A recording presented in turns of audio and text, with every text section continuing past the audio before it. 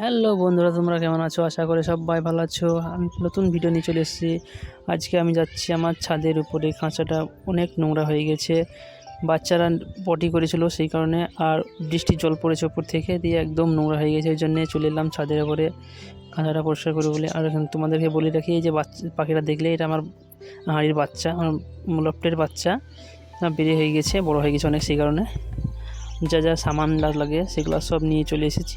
এবার কাজ শুরু করে দিই। চলো ভিডিওটা পুরো দেখতে থাকো তোমরা, স্কিপ না করে। আর হ্যাঁ, ভিডিওটা তুমি বলে রাখি, ভিডিওতে নতুন হলে চ্যানেলটাকে সাবস্ক্রাইব করে ভিডিওটাকে লাইক করে দিও ভালো লাগলে। আর অবশ্যই এরকম আরও নতুন ভিডিও নিয়ে আসবো। আর জলদি আর একটা নতুন অতিথি নিয়ে আসছি আমাদের বাড়িতে, আমাদের লফটের মধ্যে। তো তোমরা ভিডিওটা দেখতে পাবে, চ্যানেলটাকে সাবস্ক্রাইব করে রেখে দাও।